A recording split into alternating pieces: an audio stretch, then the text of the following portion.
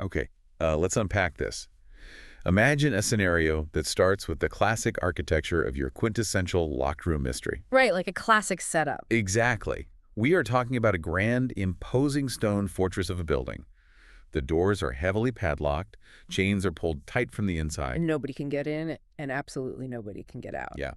Inside this pressure cooker, a group of seemingly random strangers finds themselves held hostage by a masked man waving a gun. High stakes? Tensions are astronomical. People are terrified. And then, as the genre demands, a murder happens right under everyone's noses. It feels like familiar, comfortable Agatha Christie territory, right? It totally does. The kind of intricate puzzle box whodunit that makes you want to immediately start drawing floor plans and tracking everyone's alibis. But hold on, because the sources we are looking at today take that familiar framework and just throw a massive, spectacular wrench into the gears. A huge wrench. What if, while this incredibly tense, high-stakes hostage situation is playing out, the people sitting on the floor with their hands on their heads aren't innocent bystanders at all? Which is just a wild concept. Right. What if literally everyone trapped inside that building is simultaneously pulling off their own completely independent, highly orchestrated robbery? It's mind-blowing. It is a narrative premise that completely upends our expectations. Welcome to today's custom deep dive. We have curated this specifically for you, the listener, to explore the brilliant and labyrinthine mechanics of Benjamin Stevenson's novel, Everyone in This Bank is a Thief. Such a great title, by the way. It really is. What we are looking at is a story that essentially takes the refined, highly intellectual parlor games of a Golden Age murder mystery. The classic whodunits. Exactly. And smashes them at terminal velocity into the slick, sleight-of-hand world of an Ocean's 11-style heist. I love that comparison. But to truly understand the architectural genius of this narrative, we cannot just look at the surface-level crime. I mean the man with the gun.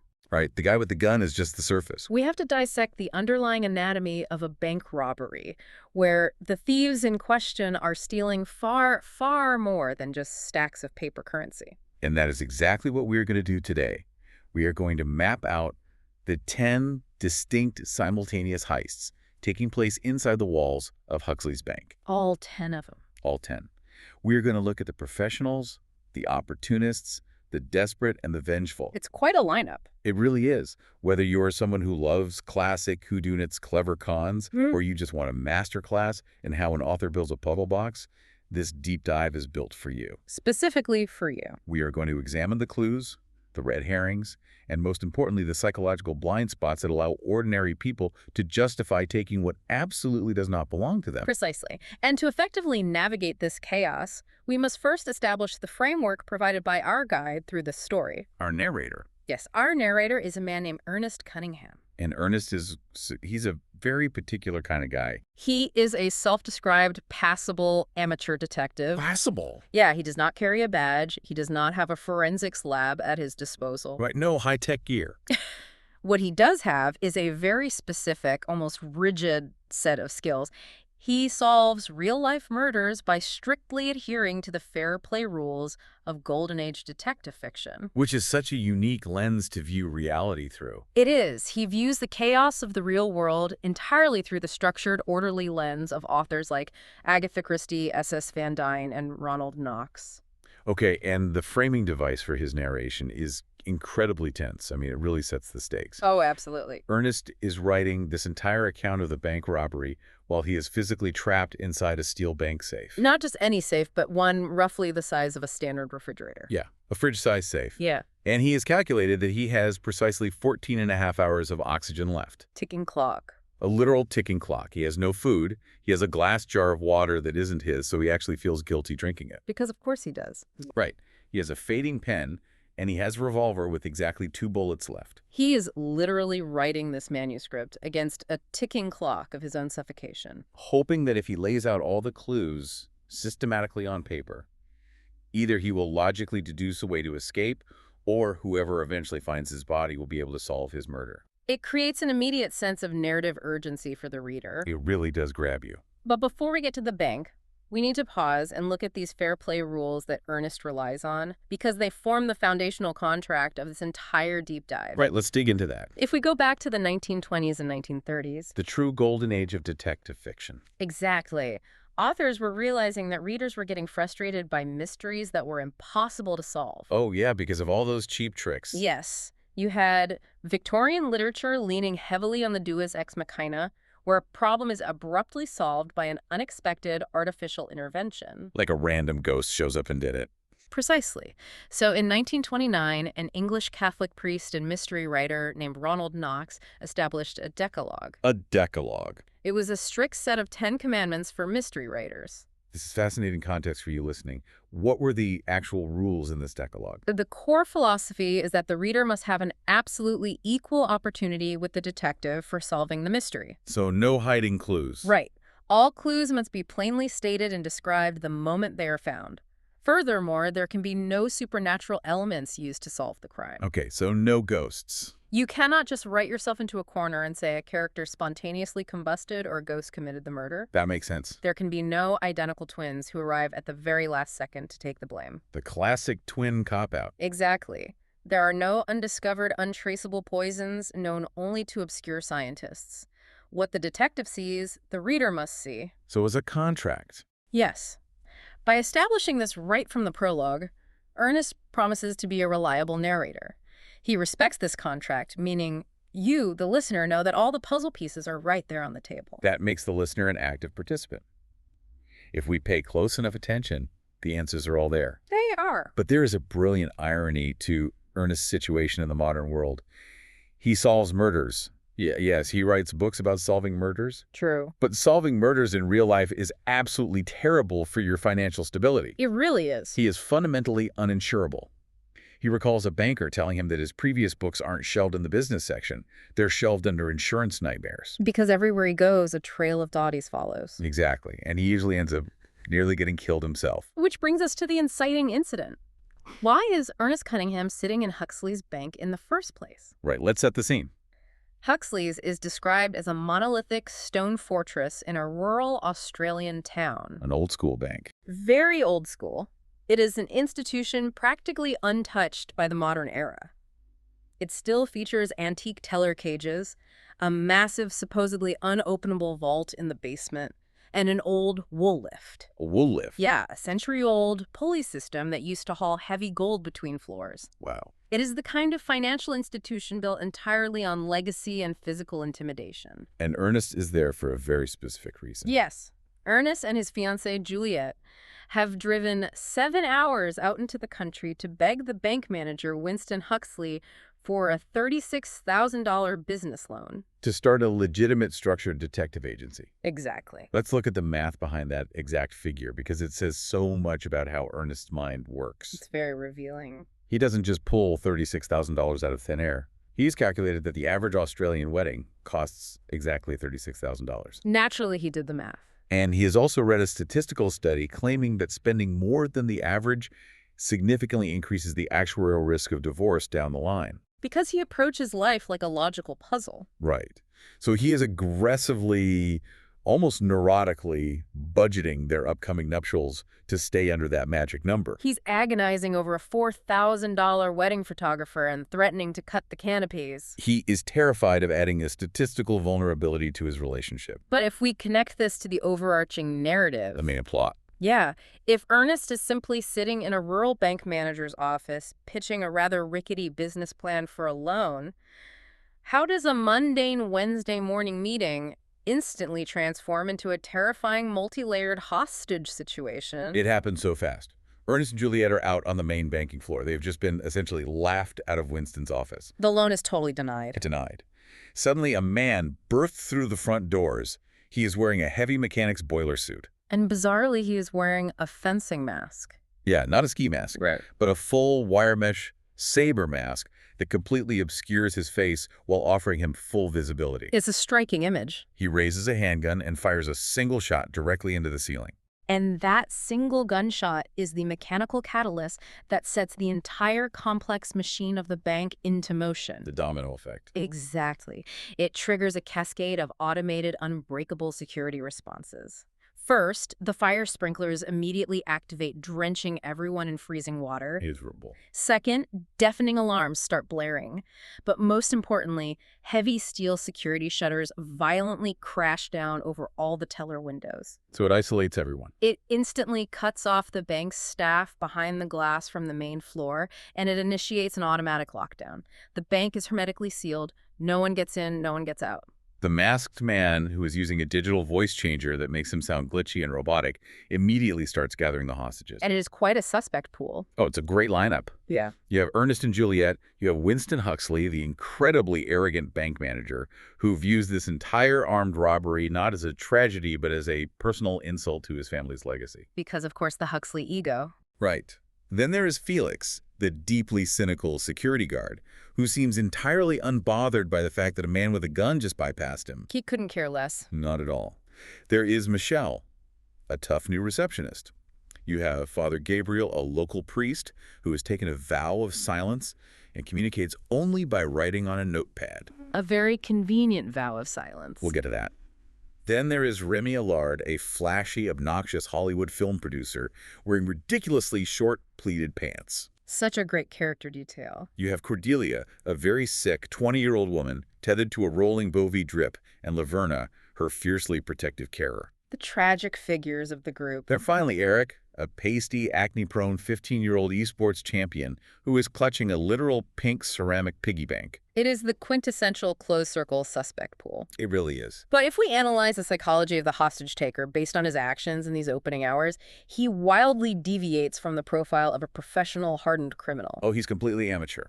After that initial burst of aggression, shooting the ceiling, yelling, flipping a few tables to establish dominance, he seems to lose his nerve entirely. Just deflates. He becomes strangely reluctant.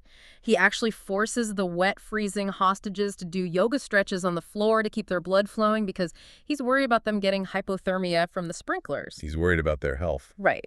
He allows them to wander around the bank to fetch dry clothes and sandwiches from the break room. He even puts his gun behind his back at one point, almost seemingly forgetting he is holding a deadly weapon. He's the world's most polite, accommodating bank robber. Really is. But what I find even more fascinating is the generation gap highlighted during this lockdown. Let's look at Eric, the teenage gamer. Oh, Eric is a perfect example of this. Eric is completely unfazed by the very real, very physical, deadly weapon pointed at him. Instead, he is genuinely outraged because the hostage situation is going to make him miss a massive video game tournament. He is scheduled to live stream on Twitch at 4:00 p.m. It is a sharp societal critique embedded right into the thriller format. He's so mad about his stream. Eric literally tries to negotiate with the armed robber to wrap the hostage situation up by early afternoon so he doesn't lose his digital followers. Can you imagine? It perfectly captures that modern phenomenon where digital realities, online status, virtual tournaments, digital economies have entirely superseded physical realities for a certain demographic. A gun in his face registers as less of a threat than a drop in his subscriber count. It's absurd, but it feels so true to life. But the true absurdity of the situation is revealed when Winston Huxley, the bank manager, tries to logically shut the robbery down. Winston tries to use reason. Winston tells the masked man that the main vault in the basement is currently unopenable. The head of security, Edward Huxley, is missing, and Edward changed the digital codes. So they can't even get to the big money. Right. Winston offers the robber the few $1,000s located in the teller tills, essentially saying, take the petty cash and leave. It's not worth the decades of jail time for breaching a federal facility. A very logical banker's approach to an armed robbery. Exactly. And how does the robber respond to this logical offer? He refuses the thousands in the tills. He says no. Through his robotic voice changer, he makes a highly specific, utterly bizarre demand. He states that he will not leave until the vault is opened, and from that vault he wants exactly $1 single. A single dollar. Just one. The hostages are so bewildered by this demand that they actually try to crowdfund it right there on the floor. They do? They are digging into their wet pockets and wallets, trying to scrape together this measly demand to get the guy to just leave. It's almost comical. It is. And between a Hollywood producer, a bank manager, a priest, and everyone else, they managed to come up with a grand total of exactly $4.80, 2 pieces of lint-covered chewing gum, and a button. Quite the haul. They offer this pathetic handful of change to the heavily armed man. But he refuses. He insists it must come from the vault. Which tells Ernest, our detective, a crucial piece of information. The dollar is a misdirection. It's not about the money. The robber doesn't care about currency. He cares about time and access. He wants the vault open because there's something else inside it, something infinitely more valuable to him than cash. And this brings us to the core structural brilliance of the narrative. The layers start to reveal themselves. As the robbery stalls out, as hours tick by the hostages dry off, they eat leftover pizza. They wait for the police negotiator outside to make contact. Ernest starts observing the people around him. The detective goes to work. And with his detective's eye, he begins to realize that these are not just unlucky bystanders. They are incredibly busy. They are up to something. This is where we transition from the main event to the hidden events. The author uses the high-stress, contained environment of the lockdown as a pressure cooker to reveal the true natures of the characters. It's a great narrative device. So let's dissect the first batch of these 10 heists. We'll look at the opportunists and the professionals. Let's start with the baseline, the technicalities. Heist number 1 is committed by Ernest himself. Early on, he pockets a gold pen from Winston's desk. Now his justification is practical. He needs something to write his clues down with and later to write his memoir in the safe. So it's a tool for him.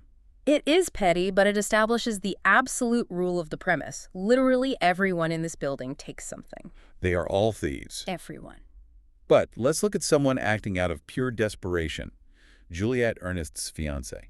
This is heist number 7. While Ernest is off trying to map the building and figure out how to open the vault, Juliet uses the utter chaos of the hostage situation, the distraction of the police negotiations outside, to physically pickpocket the bank. She takes advantage of the situation. She slips behind the counter and stuffs $5,060 of loose cash into her pockets. When Ernest confronts her about it, her justification opens up a fascinating exploration of moral gray areas in modern capitalism. How does she justify it? She does not view herself as a criminal. She tells Ernest, "I'm going to put it back. It's just a loan alternative." A loan alternative. Think about the context. They came to the bank desperate for money to start their business. The traditional avenues represented by the arrogant Winston Huxley rejected them. So she just takes it. So presented with the opportunity and knowing the bank's money is federally insured anyway, she takes what they need. The insurance makes it okay in her mind. Exactly. Is it a malicious theft? Or is it an opportunistic reallocation of resources from a faceless institution that refused to help them survive? It's the classic Robin Hood justification, but localized entirely to her own wedding budget. Right, it's very personal. But what happens when the theft isn't an act of desperation, but a highly paid corporate strategy? That brings us to Michelle. Remember the new receptionist who was so openly contemptuous of the bank robber's sloppy methods? She was a harsh critic. The one who rolled her eyes when he fired a gun into the ceiling? Ernest figures out why she was acting like a disappointed food critic reviewing a bad restaurant. Michelle is not a receptionist at all. Exactly. This is heist number 5. Michelle is a practical security consultant. What does that mean in the real world? In the real world, we call this physical penetration testing or white hat hacking. Corporations and financial institutions hire these highly specialized individuals to actively break into their buildings, bypass their security systems, and access their vaults. To expose vulnerabilities. Yes, before real criminals can exploit them. Edward Huxley, the missing head of security, had secretly hired Michelle to test his own bank's defenses. And she had actually broken into Huxley's bank 2 nights prior to the hostage situation. She was already done with her job. She completely bypassed all the security, entered the vault, and to prove she had done it, her signature move was leaving an invoice for her services. Exactly $10,000 sitting squarely on Edward's desk. She robbed the bank before the masked man even bought his boiler suit. Her justification is entirely professional. She says, "I don't steal, I consult." She's very particular about the terminology. She is deeply offended at being lumped in with an amateur waving a gun around. She operates within a sanctioned corporate loophole where breaking and entering is just a line item on an expense report. It really highlights the different tiers of theft. But if we are talking about manipulating corporate systems for massive payouts, we have to look at Remy Allard, the Hollywood film producer, and the $25 million heist. Heist number 4. This one requires a bit of a deep dive into the mechanics of the film industry. Right. Let's get into Remy's situation. Ernest discovers that the lead actor in Remy's upcoming vastly over-budget television series had tragically died in a traffic accident just the day before. Terrible timing for the production. Remy's production was facing total financial ruin, but Remy had taken out a massive key person clause insurance policy on his star. For you listening, a key person clause is a real-world financial instrument. Film productions, startups, and massive corporations take out life insurance policies on individuals whose sudden absence would sink the entire enterprise. It's a safety net. Right. If the actor died, the insurance company would pay out $25 million to make the studio whole. However, insurance companies do not simply hand over $25 million. They certainly do not. They deploy teams of actuaries and investigators to comb through every financial record, every email, looking for any loophole, any missed premium payment, or any sign of prior knowledge to deny the claim. They want to protect their money. Of course. If Remy filed the claim immediately, they would look closely at his chaotic finances. And he didn't want that. So what if Remy's financial records were suddenly physically inaccessible? What if his bank accounts were frozen because the actual physical bank branch he uses was in the middle of a catastrophic nationally televised hostage crisis? It's the perfect stall. Remy is actively using the bank robbery as a smokescreen to stall the insurance investigators while he executes massive fraud. If we pull back and look at the structure here, the author is using the classic mechanics of a magic trick. The misdirection. Exactly. The guy in the fencing mask waving the gun and screaming about a single dollar is the loud, flashy misdirection. He is the waving right hand. Look over here. Right. And while everyone, the hostages, the police outside the media helicopters, is staring at the waving right hand, the left hand is busy. Doing all the real work. Juliet is pocketing cash. Michelle is executing corporate espionage.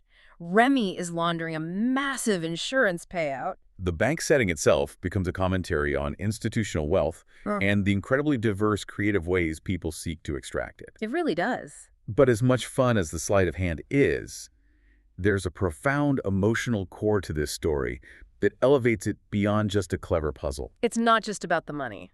And to understand it, we have to look closely at the man behind the mask. Yeah. The true identity of our fencer. Because he isn't a criminal mastermind. No, he's not. Ernest discovers he is a desperate father named Bryce Fredericks. And this revelation fundamentally recontextualizes the heist of the single dollar. Right. We now understand that Bryce's demand was actually the theft of time. Heist number 2. Yes. And intimately tragically connected to this is heist number 6, the theft of a heart. Let's break down the context here because it is an absolute gut punch. It really is. Earlier, we mentioned Cordelia, the 20-year-old woman with the IV drip, and Laverna, her carer. They had been running a highly publicized, very aggressive crowdfunding campaign called Fundable.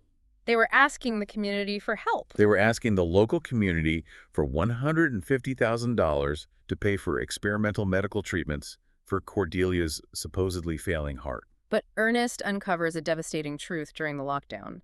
Cordelia isn't sick. It's all fake. The Avi drip, the wheelchair, the pale skin, it's all a meticulously crafted con.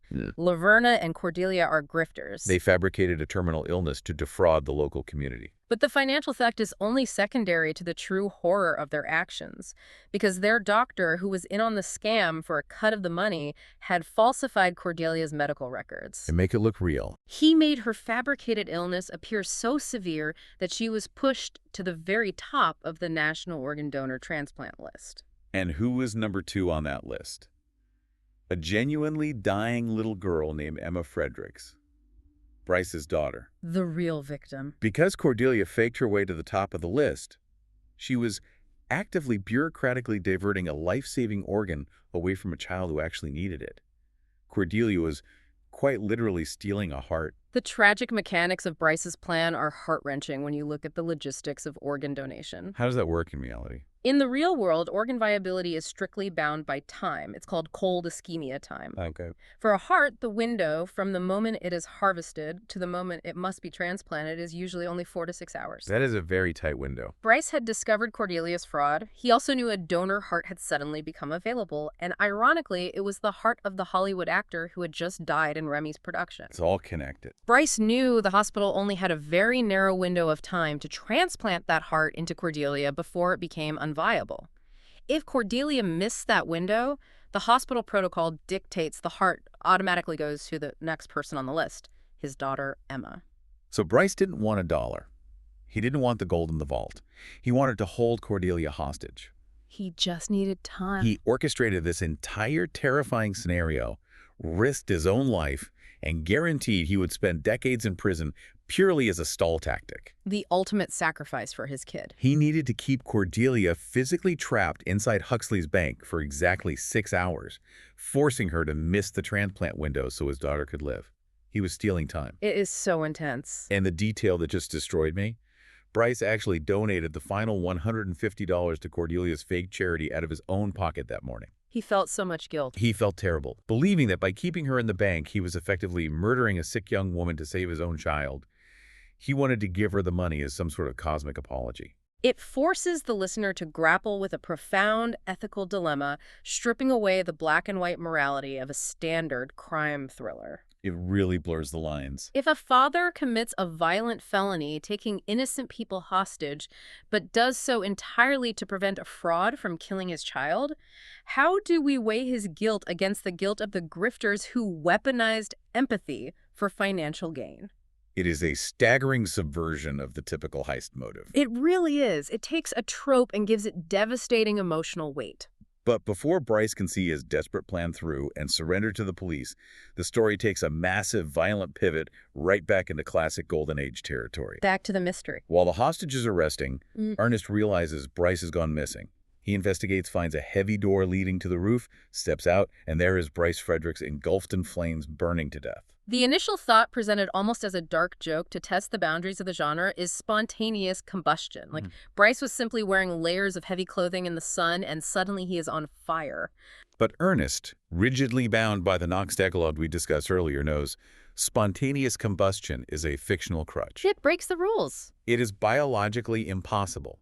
Therefore, it must be murder.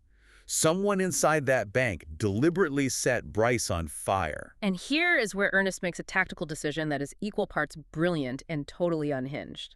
It's so crazy. He realizes that if the police, who are right outside, realize the building is on fire, they will immediately storm the bank. The lockdown ends. The lockdown will end, all the hostages will be evacuated, the doors will open, the suspects will scatter into the wind, alibis will be fabricated, and the killer will vanish into the crowd. So to keep his suspect pool contained in his locked room environment, Ernest takes Bryce's fencing mask, puts on the boiler suit, picks up the gun, and becomes the bank robber. He takes over the heist. He actively takes over the hostage situation, terrifying his fellow captives all over again, just so he can buy himself the time to solve the murder. It is a phenomenal metatextual delight.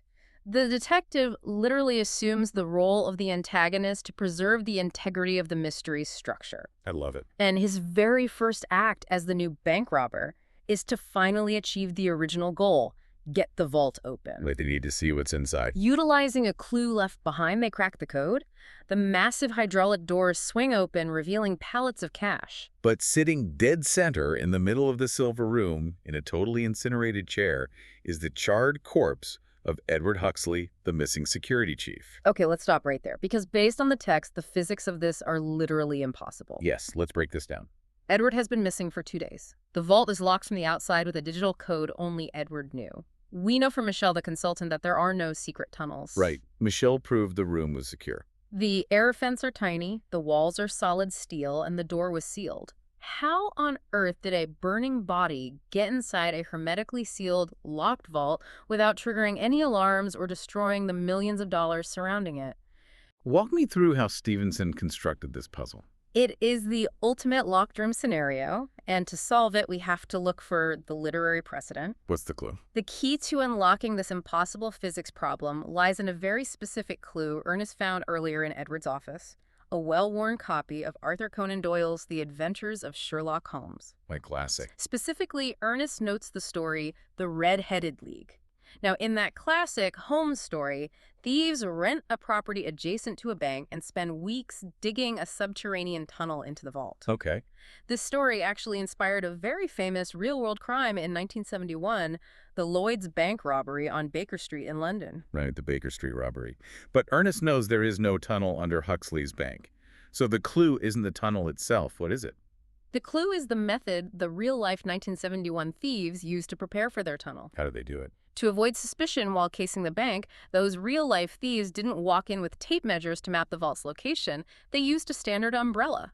An umbrella They walked around the bank discreetly, using the length of the umbrella to measure the floor plan and the distances between walls. Ernest realizes Edward did the exact same thing. He used an umbrella to measure the precise interior width of his personal office safe. Okay, he measured his office safe. Why? We must remember the golden rule of heist mechanics. There is always a switch. Edward didn't smuggle a dead body into the vault. No, he didn't. He smuggled himself in while he was still very much alive. He needed an impenetrable place to hide from someone who was trying to kill him. So he measured his office safe, found it was just large enough to fit inside if he curled up, and then he utilized the architecture of the old building. The wool lift. Yes. He used the bank's antique wool lift, that century-old pulley system we mentioned earlier, to physically swap his safe with Winston's safe between the floors. Oh, that is so clever. So let's trace the logistics of this. Let's do it. Edward gets inside his own safe. He has an accomplice, someone he trusts. Lower his safe down the wool lift shaft into the basement antechamber. Down it goes. That accomplice then wheels the safe into the open vault. Edward, from inside the safe, reaches out, pulls the massive vault door shut, and punches in the new digital lock code from the inside keypad. Locking himself in. He is now securely locked inside the vault, protected by 2 feet of steel. The accomplice then simply wheels the other safe, Winston's safe, back up the wool lift to the office to make it look like nothing was ever moved. It is a flawless disappearing act. He turned the bank's ultimate security feature into a personal, impenetrable panic room. But tragically, his attacker figured out where he was. They found him. The attacker couldn't open the vault door, but they realized they didn't need to. They simply pumped a highly volatile, flammable gas through the vault's tiny air circulation vents. That is terrifying. The moment Edward struck a match or turned on a flashlight in the pitch black inside the gas, ignited, incinerating him instantly while leaving the surrounding stacks of cash relatively untouched due to the rapid concentrated flashpoint. It is a diabolical execution. Truly awful. But it begs the question, why was Edward running? Who was he hiding from? Which leads us to the final batch of heists, the long cons. These expose the deep-seated rot within the Huxley community. Let's look at heist number 8, the red strips and bets.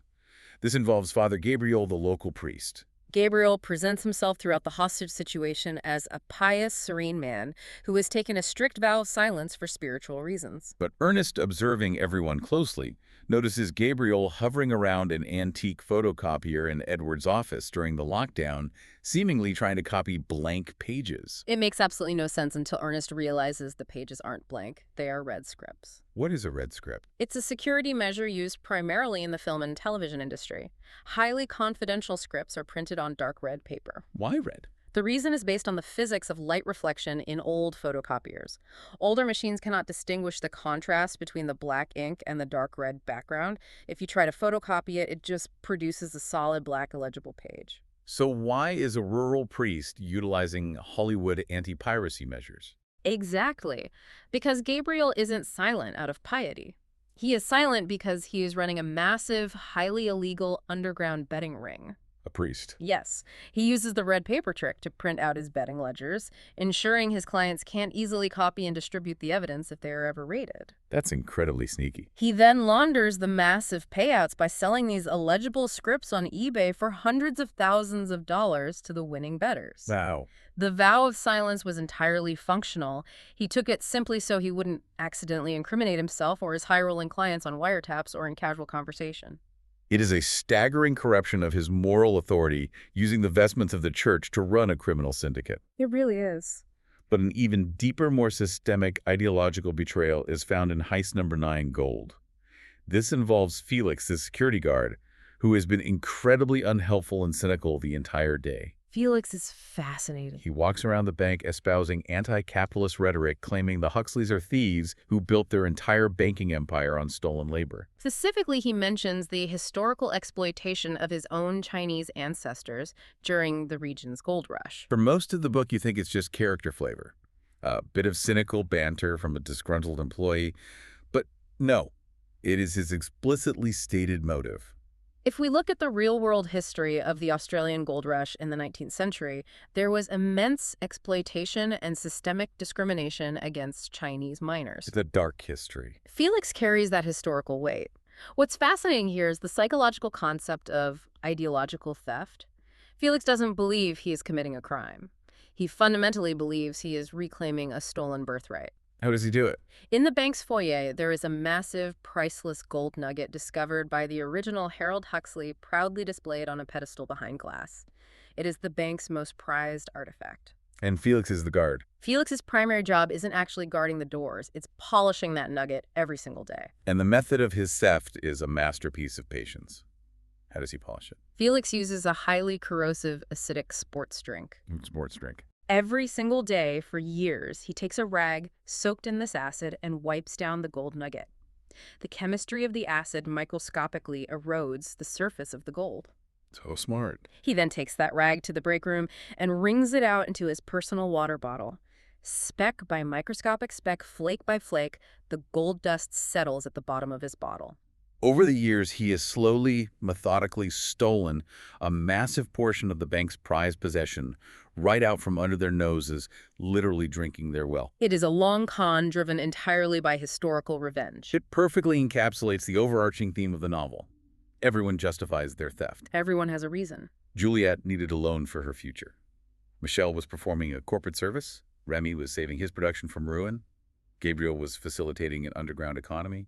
And Felix was enacting historical justice. But the final heist number 3, the theft of a life. This is the big one. This is the heist that crosses the line from rationalized justification into pure, unjustifiable malice. Who pumped the gas into the vault to kill Edward? And who laced Bryce's sunscreen to make him burn on the roof? This brings us to the grand finale, the parlor scene. Ernest streams this confrontation live from inside the bank to the police outside, trapping the killers in a web of their own evidence. And the killers are revealed to be Tobias, the supposedly helpful police hostage negotiator standing outside the bank, and his teenage son Eric, the esports gamer, trapped inside with the hostages. A father and son team. The motive is a tragic collision of pride, digital realities, and degenerate gambling. We learned earlier that Gabriel was running a betting ring. Right. Edward Huxley, the security chief, was one of his biggest clients. Edward was a massive degenerate gambler. He had been betting hundreds of thousands of dollars on Eric's professional video game tournaments. But Edward got greedy. He placed a massive, life-ruining bet against Eric, banking on the local kid to lose the world championship. But Eric was too good. He was dominating the tournament he was going to win. So to ensure his bet paid out, Edward orchestrated a swatting.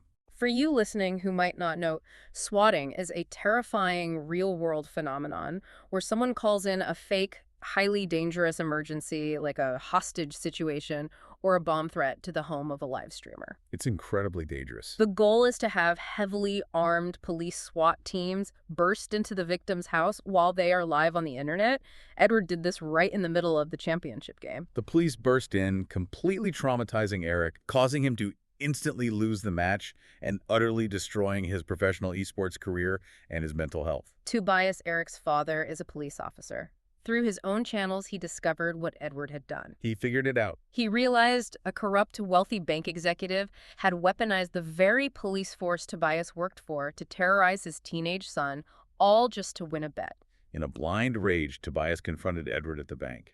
Edward, terrified of the armed, angry father, locked himself in the vault via the safe swap we discussed. So Tobias, utilizing his police access to tactical equipment, pumped the flammable gas through the vents, burning Edward alive in his steel tomb. It's a brutal revenge. And when Bryce accidentally robbed the bank days later, drawing a massive police presence and guaranteeing the vault would eventually be opened to reveal Edward's body, Tobias panicked. He needed a scapegoat. So, acting as the friendly negotiator, he sent in the supplies the hostages requested, but he secretly laced the tube of sunscreen Bryce asked for with white phosphorus. Let's look at the chemistry of white phosphorus.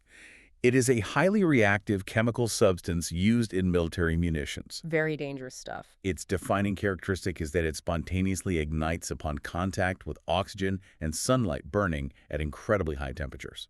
The moment Bryce stepped onto the roof, exposed to the sun and air, and applied the lotion, he burst into flames. Tobias murdered a desperate father simply to cover up his revenge murder of Edward. But the truly chilling part is how Eric, the seemingly innocent teenager who cared more about his Twitch stream than the gun, actively aided his father. Eric was in on it. Eric knew Edward had recorded an audio confession of the swatting call and hidden it in a safety deposit box. Eric needed to retrieve it to protect his dad. And this is where the brilliant, subtle clue of the pocket change comes in.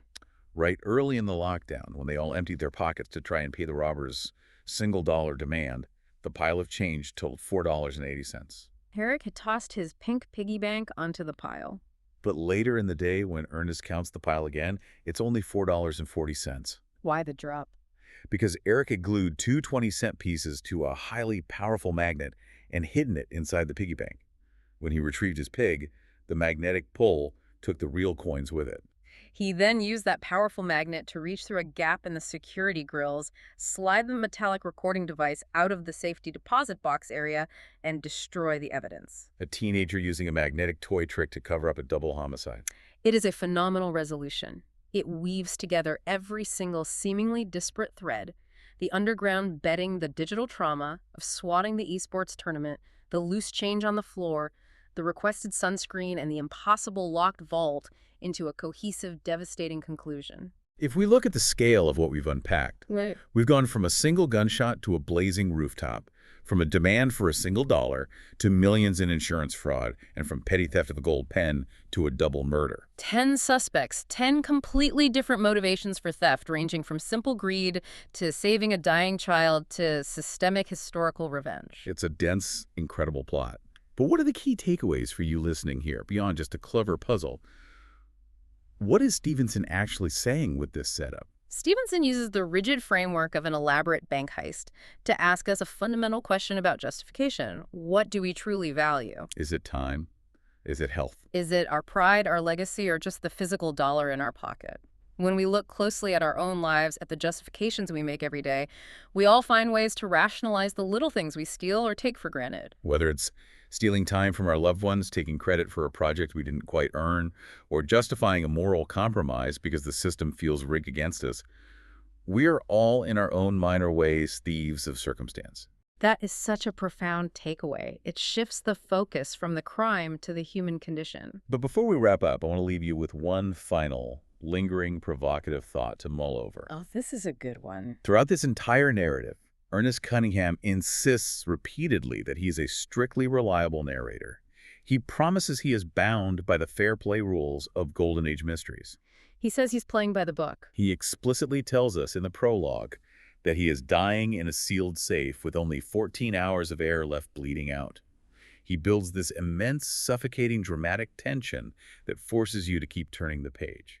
Yet by the end of the story, we realize he survived. He orchestrated a massive live-streamed parlor scene reveal, got out of the safe, and barely spent 3 days in jail for his stunt as the fake bank robber. Exactly. This raises a crucial metatextual question for you to take away. If our steadfast, rigidly reliable narrator is perfectly willing to bend the truth about his own impending, agonizing doom just to hook the reader with a thrilling prologue, how much of this perfectly packaged, neat little puzzle was meticulously curated solely for our entertainment? Is the author subtly suggesting that the ultimate thief in any mystery novel isn't the bank robber or the corporate embezzler or even the murderer? Is the ultimate thief the narrator themselves who steals the reader's trust, manipulating their emotions and expectations just to pull off a spectacular literary illusion? It makes you want to go back and examine the entire story again just to see what else he might have lied about. It is a masterful layer of deceit. It rewards critical thinking and forces us to constantly question our own assumptions as readers, reminding us that in the world of fiction, trust is just another commodity to be stolen. Absolutely. Thank you so much for joining us on this deep dive into Huxley's Bank. Keep your eyes peeled, question the narratives you are handed, and keep looking for the hidden heists playing out in your own favorite stories. We'll catch you on the next one.